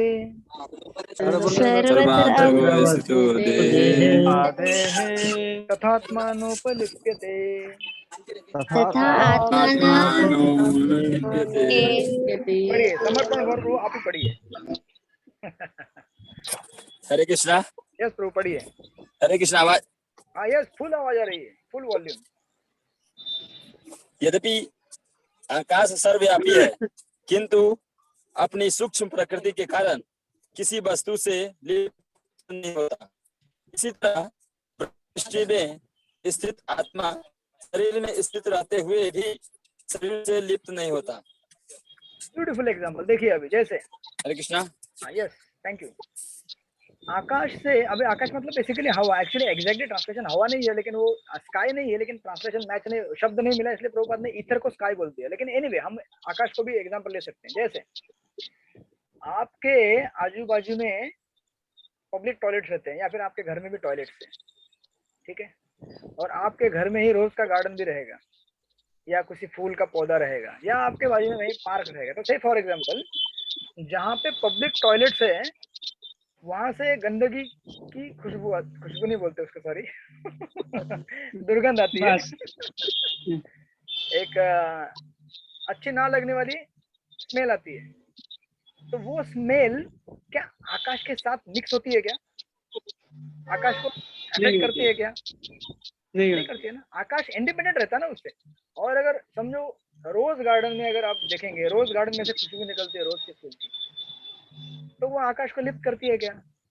बाउंड करती है क्या? उसको पकड़ती है क्या? नहीं ना, बराबर। आकाश तो केवल उसको बहाने का, मतलब यहाँ से वहां लेके जाने का मीडियम है भैया, इट्स जस्ट अ मीडियम। उसी तरह से इस शरीर से बहुत सारे कार्य होते हैं, वो कार्य को करने के लिए ये शरीर मीडियम है। इसके अंदर जो आत्मा है उसका कुछ लेना देना नहीं है उसके साथ। आपको समझ में आ रहा है? थोड़ा बहुत समझ में आ रहा है? समर्पण कौन को? Is it clear to some extent, some particles?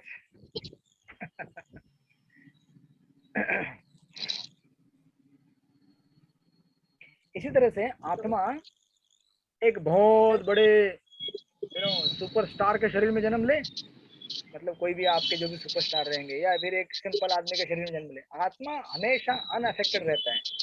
वो अफेक्ट इसलिए होता है, प्रभावित इसलिए होता है, क्योंकि उसके साथ अपनी आसक्ति बनाता है। कोई क्रिकेटर सोचता है मैं क्रिकेटर हूँ, मैं क्रिकेटर हूँ, तो फिर वो प्रभावित होता है।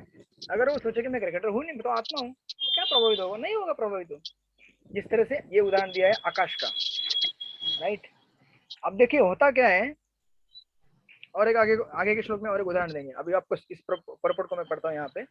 वायु जल कीचड़ मल तथा अन्य वस्तुओं में प्रवेश करती है। सॉरी, वायु कॉमा नहीं दिया वहां पे उन्होंने पढ़ा। वायु, जल, कीचड़, मल तथा अन्य वस्तुओं में प्रवेश करती है, फिर भी वह किसी वस्तु से लिप्त नहीं होती है। इसी प्रकार से जीव विभिन्न प्रकार के शरीरों में स्थित होकर भी अपने सूक्ष्म प्रकृति के कारण उससे पृथक बना रहता है, अलग रहता है, अतः उसे इस भौतिक आंखों से देखना असंभव है। शरीर के संपर्क में है, सॉरी, इन भौतिक आंखों से देख पाना असंभव है कि जीव किस प्रकार शरीर के संपर्क में है और शरीर के विनष्ट हो जाने पर वह उससे कैसे विलग हो जाता है। कोई भी विज्ञानी इसे निश्चित नहीं कर पाता। और आगे देखिए, आगे के श्लोक में और उदाहरण दे रहे हैं। यथा प्रकाशयति एक कृष्णं लोकम इवं रवि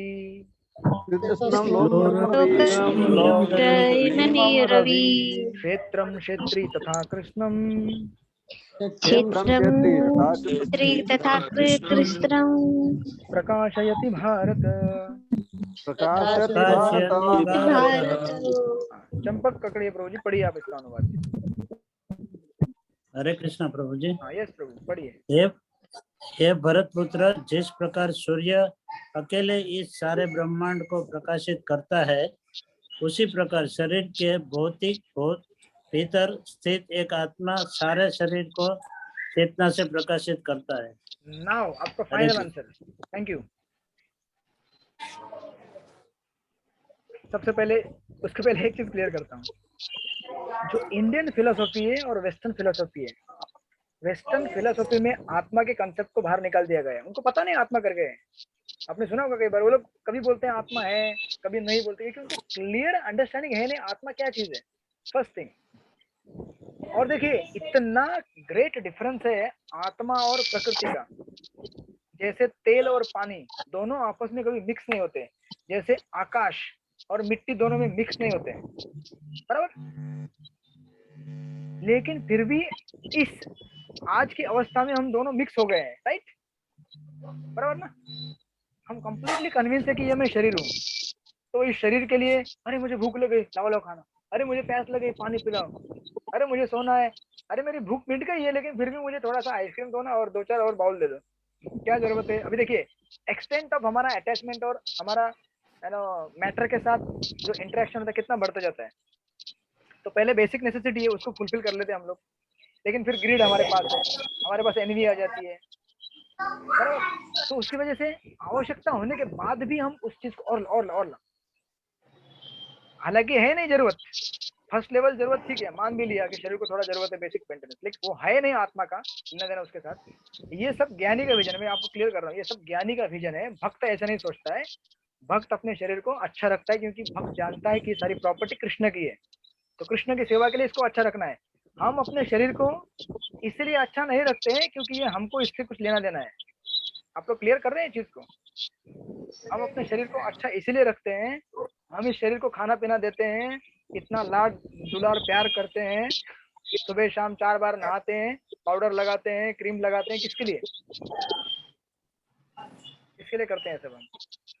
यस गायत्री माता जी, क्यों करते हैं इतना सब लाड दुलार प्यार?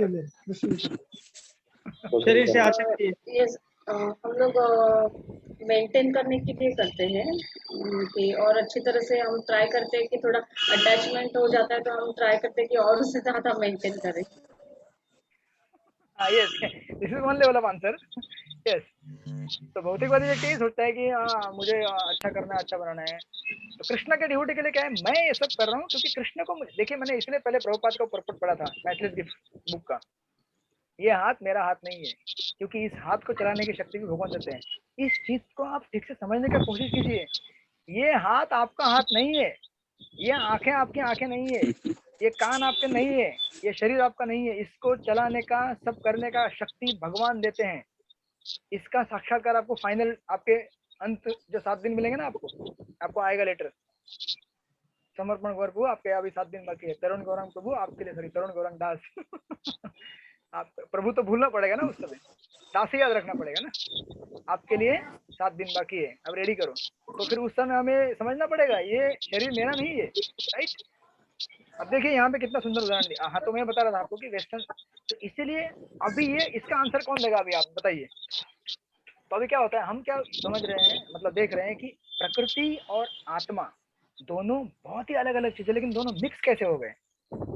इसका उत्तर वेस्टर्न फिलोसोफर के पास नहीं है, लेकिन इंडियन वैदिक फिलोसॉफी में ये आंसर है। इंडियन नहीं बोलूंगा मैं, वैदिक फिलोसॉफी में बोलूंगा। प्रकृति और पुरुष दोनों का संयोग कौन कराता है? परमात्मा कराता है। इंटरफेस कौन है? परमात्मा। आप समझ रहे हैं मेरी बात?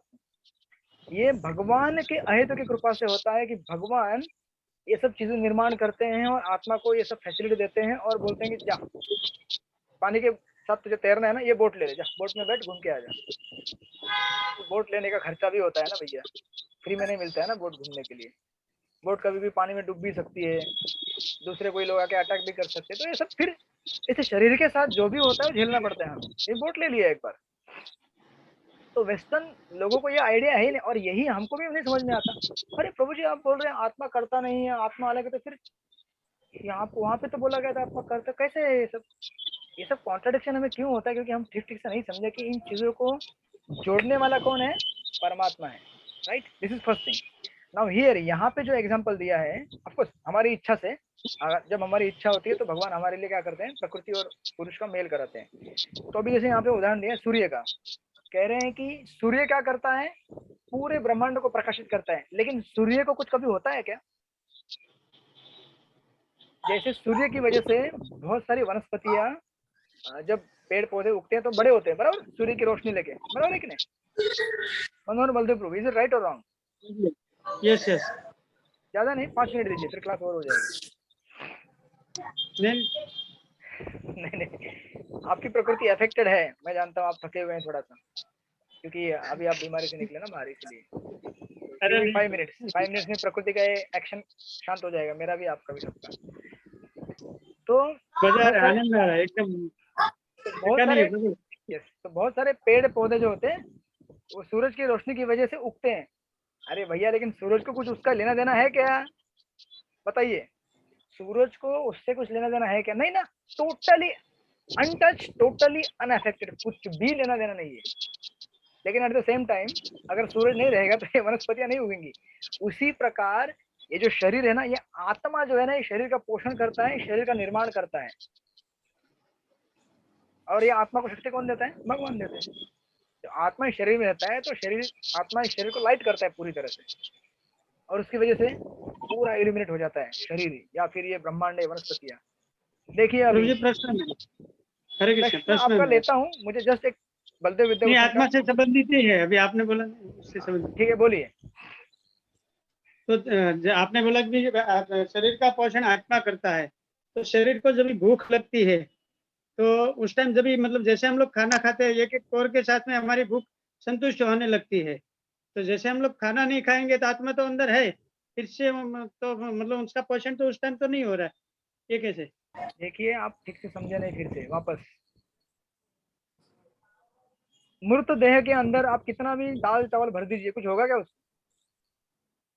मूर्त देह के अंदर कितना भी दाल चावल दीजिए, पकोड़ा दीजिए, उसको ऑक्सीजन भी लगाइए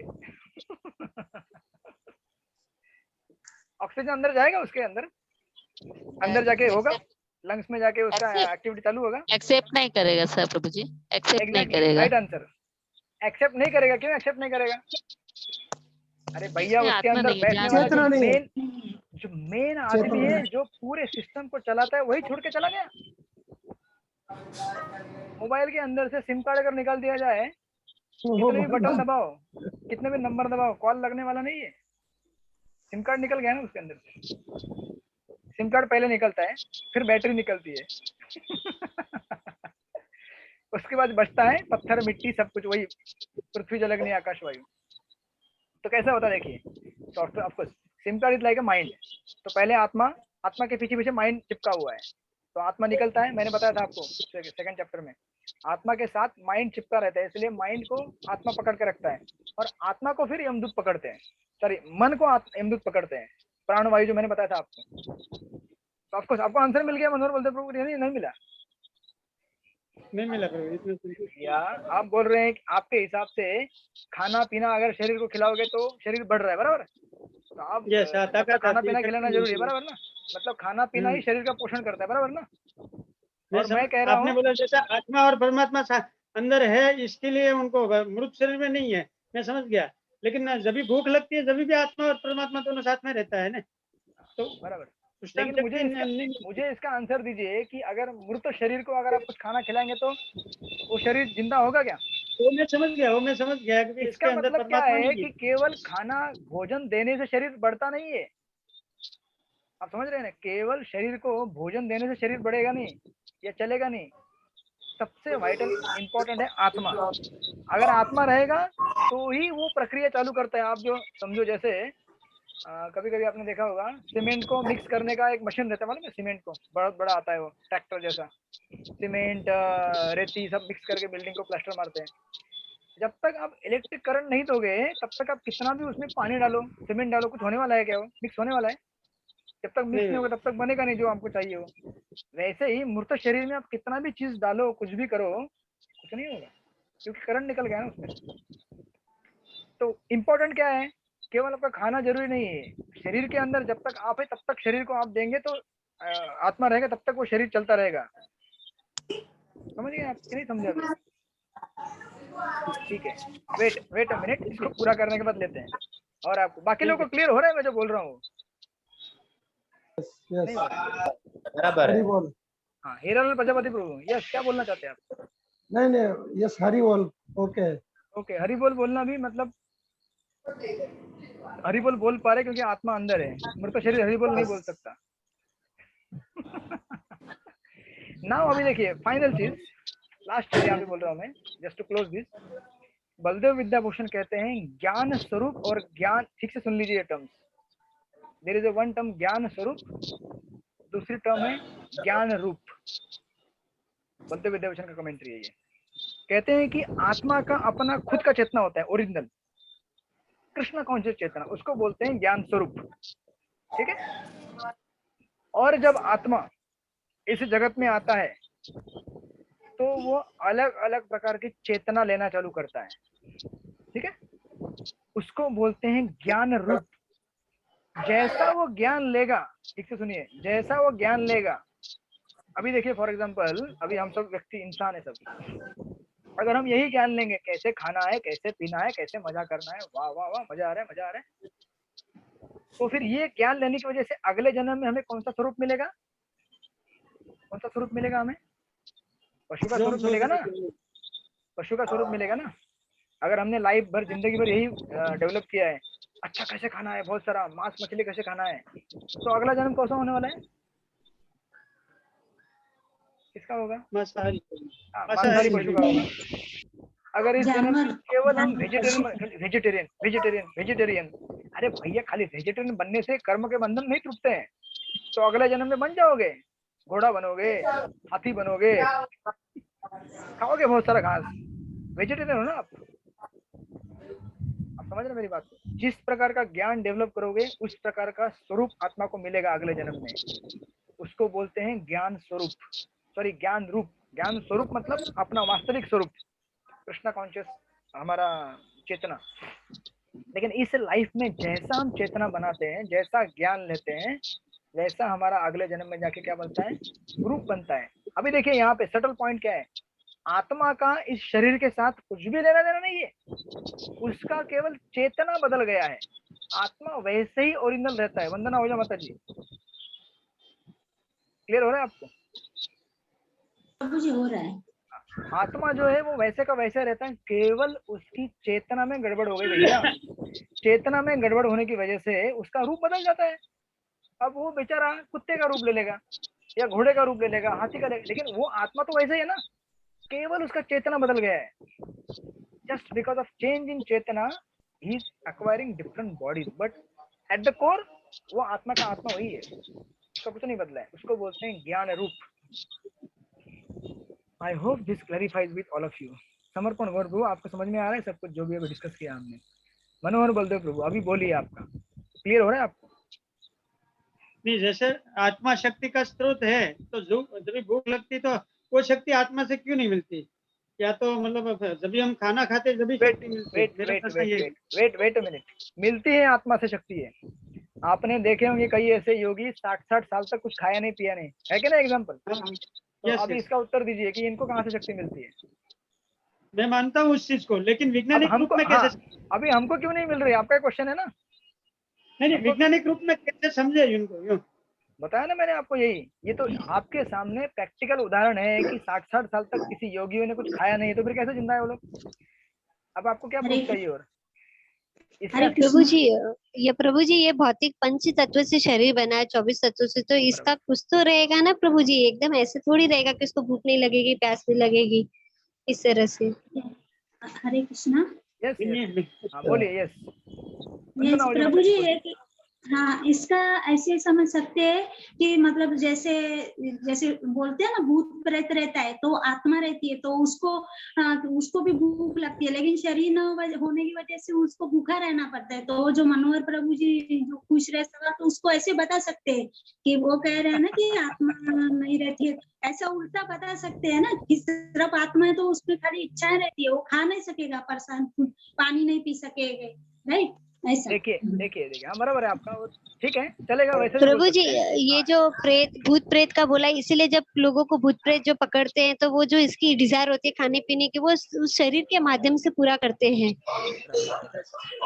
देखिए भूत प्रेत थोड़ा बाजू में रखिए आप यहाँ पे। अभी भूत प्रेत जो है उसको डिजायर है कि मैं एंजॉय करूं, लेकिन डिजायर एंजॉय करने के लिए साधन नहीं है, इसीलिए वो जिसके पास साधन है उसके ऊपर अटैक करता है मतलब उसका शेल्टर लेता है।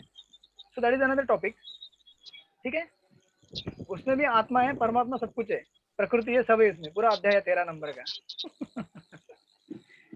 लेकिन बेचारे को इच्छा है, जैसे फॉर एग्जांपल आपको अगर क्रिकेट खेलने की इच्छा है लेकिन आपके पास फैसिलिटी नहीं है, मैदान नहीं है, बैट नहीं है, बॉल नहीं, तो आप क्या करेंगे? जिसके पास है उसके जाकर शरण लेंगे, उसके भाई मेरे को भी लेना तुम्हारी टीम में, बराबर ना? तो वो थोड़ा अलग है। लेकिन यहाँ पे जैसे बोल रही है माता जी और प्रभु जी बोल रहे हैं कि आत्मा को, फिर ये जो शरीर है, ये अगर आत्मा शरीर चलाता है, देखिए मैंने 2 लेवल पे आंसर दिए आपको। पहला आंसर तो ये दिया मैंने कि मृत शरीर में आप सारी चीजें डालिए लेकिन शरीर जिंदा नहीं होगा, कुछ चलेगा नहीं उसका। ये सबसे पहले प्रूव करता है 100% कि बिना आत्मा के आप शरीर को चला नहीं सकते। Is it clear? First point.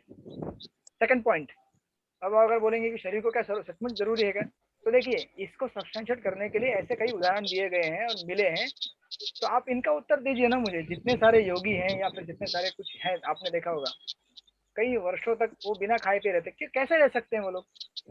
देखिए हमारा आज ये शरीर के साथ इतना गहन अटैचमेंट है कि हम ये सोचते हैं कि ये शरीर को नहीं दूंगा तो मर जाऊंगा मैं, बराबर? तो लेकिन आप एक्चुअली मरने वाले हैं क्या? क्या मरने वाला है? शरीर ही मरने वाला है ना। फर्स्ट ऑफ ऑल हमको ये साक्षात्कार नहीं है, इसलिए हम शरीर के साथ आसक्त है, तो शरीर को फीड करते हैं, ठीक है। ये 2 लेवल का शरीर के साथ में हमारा अटैचमेंट है, इसके लिए भूख का एहसास हो रहा है हमको, बराबर। आत्मा को भूख मुझे बताइए, आत्मा को भूख लगती है, शरीर को भूख लगती है? बताइए किसको भूख लगती है? शरीर को लगती है। तो जो भी जा रहा है किसके लिए जा रहा है? शरीर के लिए। आत्मा के लिए जा रहा है क्या? नहीं, आत्मा का खाना अलग रहता है। हरे कृष्णा कृष्णा कृष्णा हरे हरे, हरे राम। ये आत्मा का खाना है, शरीर का खाना वो है। इसीलिए कितने लोग जीवन में बहुत कुछ खा रहे हैं फिर भी भूखे हैं बेचारे। क्यों भूखे? क्योंकि आत्मा को खिला नहीं रहे। जो असली व्यक्ति है, ये तो बेसिक फिलोसॉफी आप सुनते आ रहे हैं कई सालों से। तो आपको ये 2 लेवल पे आंसर है, जिस लेवल पे आप समझ सकते हैं उस लेवल पे समझ जाइए। ठीक है, समझ गया। लेकिन हम भक्त लोग ऐसे जीवन नहीं जीते हैं। नेक्स्ट टू क्लैरिफाई यू, हम जानते हैं कि ये शरीर हमको मतलब हमारा कोई लेना देना नहीं, लेकिन हमारा लेना देना है भी। क्यों? क्योंकि ये सब कृष्ण का प्रॉपर्टी है। हम लोग भक्ति योगी हैं, हम लोग युक्तो वैराग्य फॉलो करते हैं। इसीलिए हम में से कोई भी ये नहीं बोलेगा ये शरीर को मेरा कोई लेना देना नहीं है, मैं क्यों इसको मेंटेन कर रहे हैं हम, इसलिए क्योंकि हमको इसको भगवान को सेवा में लगाना है। भौतिकवादी व्यक्तियों को अपनी सेवा में लगाना होता है, इसलिए शरीर को मेंटेन करते हैं। हम शरीर को मेंटेन करते हैं क्योंकि भगवान की सेवा में लगाना है। और योगी रहते हैं, उन्होंने ना तो भगवान को जाना है और माया से दूर है वो, इसलिए वो बोलते हैं कि उधर भी यूज नहीं करना है, इधर भी यूज नहीं करना है, तो क्या करना है? चुपचाप बैठे रहो, जब समय हो जाएगा शरीर छूट जाएगा, हमको क्या करना है? क्योंकि वो ब्रह्मवादी है ना वो लोग। लेकिन हम उसके जैसे नहीं है, ना हम इधर के हैं ना उधर के, हम आध्यात्मिक जगत के। तो हमको सारी भगवान की सेवा लगानी, लाइक दैट। तो जस्ट एक फाइनल श्लोक बचा है, उसको पढ़ लेते हैं इस तरह से। इस श्लोक के परपोर्ट के 2-3 लाइन पढ़ता हूँ मैं। जिस प्रकार सूर्य एक स्थान पर स्थित रहकर ब्रह्मांड के आलोकित करता रहता है, उस तरह आत्मा सूक्ष्म करण शरीर के हृदय में स्थित रहकर चेतना द्वारा सारे शरीर को आलोकित करता है। इस प्रकार चेतना ही आत्मा का प्रमाण है, जिस तरह धूप या प्रकाश सूर्य की ये उपस्थिति का प्रमाण है। जब शरीर में आत्मा वर्तमान रहता है तो सारे शरीर में चेतना रहती है, किंतु जो ही शरीर से आत्मा चल जाती है तो ही आत्मा लुप्त हो जाती है। बुद्धिमान इस व्यक्ति को समझ सकता है। अतएव चेतना पदार्थ के संयोग से नहीं बनती है। देखिए वापस क्या लिखा हुआ है, अतएव चेतना पदार्थ के संयोग से नहीं बनी होती है, यह जीव का लक्षण है। जीव की चेतना यद्यपि गुणात्मक रूप से परम चेतना आपको, तो फिर डिफरेंस दे रहे हैं कि आत्मा परमात्मा के बारे में क्या है। फाइनली क्षेत्र क्षेत्रज्ञयो एवं क्षेत्रज्ञयो अंतरम ज्ञान चक्षुषा चक्षुषा भूत प्रकृति मोक्षम च प्रकृति मोक्षम च ये विदुयान्ति ते परम विदुयान्ति ते परम। इसका अनुवाद पढ़ेंगे प्रसिद्ध नारायण प्रभु, पढ़िए।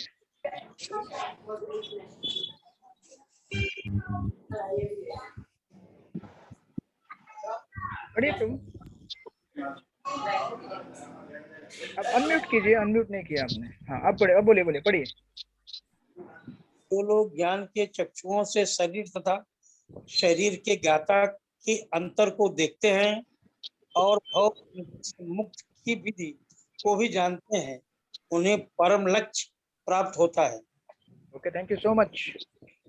तो जो लोग ज्ञान के चक्षु से, यानी कि ज्ञान चक्षु से शरीर तथा शरीर के ज्ञाता, यानी कि पिछले श्लोक को कनेक्ट करेंगे तो हमारा क्या बदल रहा है, चेतना बदल रहा है। मनोहर बलदेव प्रभु, हम नहीं बदल रहे हैं, हम आत्मा वैसे ही हैं और ना ही शरीर बदल रहा। शरीर तो वैसा है, वो प्रकृति के साथ जो उसका होता है समय के साथ होता रहेगा, उसका जन्म होगा, बड़ा होगा, बुढ़ा होगा, मर जाएगा। तो इसमें मेन फैक्टर क्या है, चेतना। इसीलिए सारी हमारी प्रक्रिया क्या है, Krishna conscious philosophy, change your चेतना। अपनी चेतना को चेंज करो। अपनी चेतना चेंज करोगे तो ये जो फालतू का शरीर लिया है ना, ये छूट जाएगा।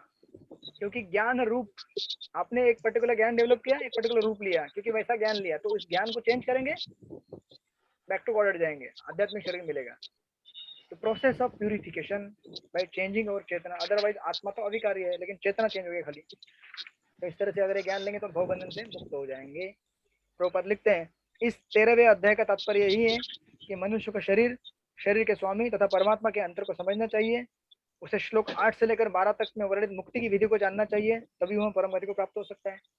अब ये सब चीजें डेवलप करने के लिए, हमारी चेतना को चेंज करने के लिए विधि दी गई है 8 से 12 में। प्रोसेस ऑफ नॉलेज, अमानित्वम, अदम्भित्वम, अहिंसा, आर्जवम, शांति, आर्जवम, है ना। उसके बाद भक्ति भी कहा गया उसमें बीच में करने के लिए, माम च अविचारेण भक्ति योग ना, राइट। तो प्रभुपाद लिख रहे हैं यहाँ पे, तो समरी दे रहे हैं, आप इसको पढ़िएगा। लास्ट की 2-3 लाइन पढ़ रहा हूँ मैं। प्रभुपाद लिख रहे हैं कि जीवन के लक्षण इन्हीं तत्वों की, लास्ट का पैराग्राफ है। मनुष्य तो यह समझता है कि यह शरीर पदार्थ है और इसे 24 तत्व में विश्लेषित किया जा सकता है। शरीर स्थूल अभिव्यक्ति है और मन तथा मनोवैज्ञानिक प्रभाव सूक्ष्म अभिव्यक्ति है। जीवन के लक्षण इन्हीं तत्वों की अंतक्रिया विकार है, किंतु उनसे भी ऊपर आत्मा और परमात्मा है। अभी देखिए प्रभुपाद यहाँ तक नहीं रुक जाते, आत्मा और शरीर का अंतर बता के बोलते हैं कि इसके बाद जो व्यक्ति आत्मा और परमात्मा का अंतर जानेगा वही भक्ति में आगे बढ़ सकता है। केवल शरीर और आत्मा का फर्क जानने से काम नहीं चलेगा। अब ये शरीर एक है, आत्मा, उसके बाद परमात्मा है, दोनों का डिफरेंस जानो तभी आप भक्ति में आगे बढ़ पाओगे। आत्मा तथा परमात्मा दो है। यह भौतिक जगत आत्मा 24 तत्वों के संयोग से कार्यशील है। जो संपूर्ण भौतिक जगत की रचना को आत्मा तथा तत्वों के संयोग से हुई मानता है, परमात्मा की स्थिति को भी देखता है, वही वैकुंठ लोक जाने का अधिकारी बन पाता है। ये बातें चिंतन तथा साक्षात्कार की है। मनुष्य को चाहिए कि वह गुरु की सहायता से इस अध्याय को भली भांति समझ ले, जो कि हम प्रभुपाद के पर्पट से समझने की कोशिश कर रहे हैं।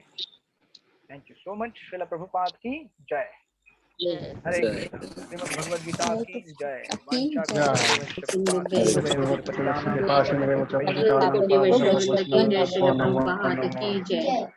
आई होप कि आप लोगों का सिलेबस में ज्यादा स्लो नहीं लेके जा रहा हूँ।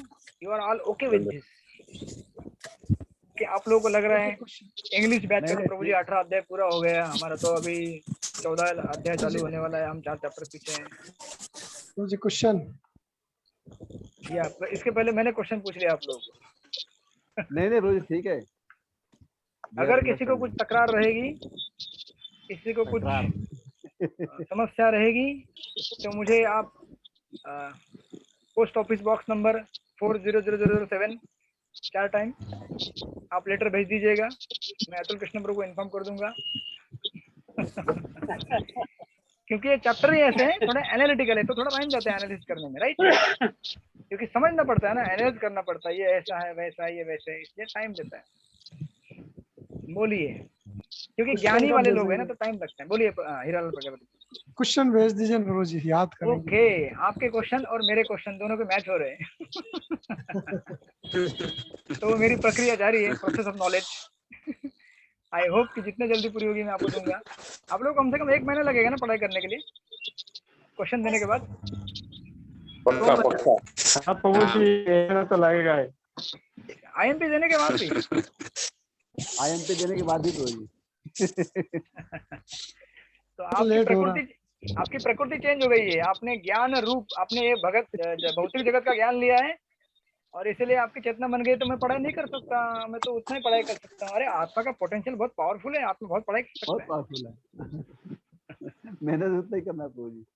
कोई बात नहीं, लेकिन हम लोग करेंगे, आईएमपी निकाल के देंगे। और किसी का कुछ प्रश्न है? हाँ प्रभु जी, किसका प्रश्न है? हरे कृष्णा प्रभु। हाँ सत्यम महू माता जी, बोलिए। मेरा बहुत सारा बोलिए माता जी, बोलिए बोलिए। प्रभु जी, मेरा बहुत लेसन पीछे हो गया है मेरा लेसन। कोई बात नहीं, आप रिकॉर्डिंग सुन लीजिए। आपको आज का चैप्टर आपने सुन लिया ना? प्रभु जी। हाँ, तो ये बाकी पिछले अध्याय का सार है। प्रभुपाद के परपोर्ट ऐसे रहते हैं कि पीछे अध्याय का सार देते जाते हैं आगे। डोंट वरी, कुछ छूटा नहीं है।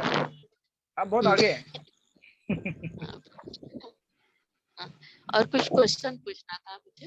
हाँ पूछिए। आप जो आत्मा और शरीर की जो बातें कर रहे थे ना, अभी मैं बीमारी से उठी हूँ प्रभु जी। मेरा आत्मा बहुत कुछ बोलता है, मैं प्रभु भगवान का सेवा करूँ या करूँ, लेकिन सवेरे उठने के बाद मैं खड़ा नहीं हो पाती। मेरी इतनी हिम्मत नहीं होती कि भगवान का सेवा कर पाऊँ। मेरी बहुत ज्यादा सेहत डाउन हो गया। हाँ ठीक है, कोई बात नहीं। भगवान की सेवा अलग अलग स्तर पे की जाती है, शारीरिक स्तर पे, मानसिक स्तर पे, या फिर अभी आप बैठ के अपने शब्दों से जप कर सकते हैं। देखिए, हमें इस चीज के लिए हमेशा तैयार रहना पड़ेगा। एक समय हमारे जीवन में एक ऐसा समय आएगा जब हम अपने हाथ पैर नहीं चला पाएंगे भगवान की सेवा में। तब हमें अपनी वाणी चलानी पड़ेगी, तब हमें अपना मन चलाना पड़ेगा। ये पूरी प्रक्रिया भगवत गीता हमें जो सिखा रही है, यही सिखा रही है कि हमें इस चीज के लिए रेडी होना है कि एक दिन आप बोलेंगे कि मैं भगवान को रोज हार लगाऊंगा, भगवान के कपड़े चेंज करूंगा, भगवान को भोग बनाऊंगा।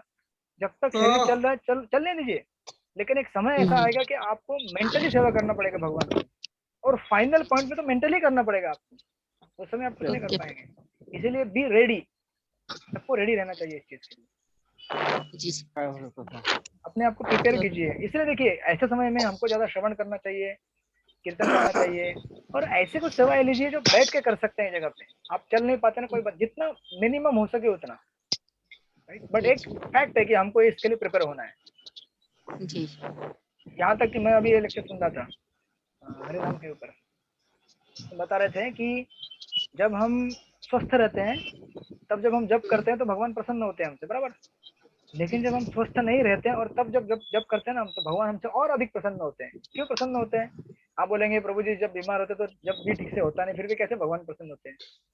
क्योंकि भगवान देखते हैं कि इतनी शरीर की तकलीफें, फिर भी मेरा नाम लेने का प्रयास कर रहा है। वो डिजायर है उसके पास। हो सकता है 16 वाला भी ना हो हमारी बीमारी में, लेकिन हमारा डिजायर जो है, हम भगवान की नाम लेना चाहते हैं, भगवान के बारे में सुनना चाहते हैं, या फिर आपके मन में इच्छा सेवा करना चाहते हैं, ये सब आपको भगवत धाम लेके जाने के लिए काफी है। क्योंकि भगवान की सेवा एक्चुअली फिजिकल लेवल पे नहीं की जाती, आत्मा के स्तर पे की जाती है, राइट?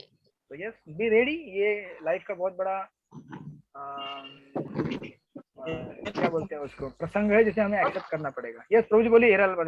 बोलिए। ओके प्रभु, थैंक यू प्रभु जी। हरे कृष्ण, दंडवत प्रणाम प्रभु जी। एक जरा 24 तत्वों का मुझे बता दीजिए जरा। 5 ज्ञानेंद्रिय, 5 कर्मेंद्रिय। हाँ, कितने हो गए? 10 हुआ। फिर 5 तन मात्राएं होती है। तन मात्राएं वो आप पढ़ेंगे ना, 6-7 श्लोक में दिया है ना पूरा लिस्ट प्रभुपाद ने। पूरा लिस्ट है 6। हाँ, 13.67 में सब कुछ दिया है, लिस्ट इंग्रेडेड है, आप पढ़िएगा उसमें 13.67। हाँ उसमें पूरा प्रभुपाद ने दिया है। 5 तन्मात्रा है, 5 ज्ञानेंद्रिय है, 5 कर्मेंद्रिय है, मन बुद्धि अहंकार, 5 पंच महाभूत, और फिर एक तत्व उसमें है, उसको प्रधान बोलते हैं, अनमैनिफेस्टेड। हाँ आप पढ़िए, उसमें आएगा आपको detail. Yes okay, thank you so much, आप लोगों का बहुत धन्यवाद। टाइम मैंने आपको ज़्यादा ले लिया, तो आप लोग पढ़ाई कीजिए, मैं आपको जल्दी भगवत धाम भेजने के लिए क्वेश्चन बैंक दे दूंगा। ओके, हरे कृष्ण।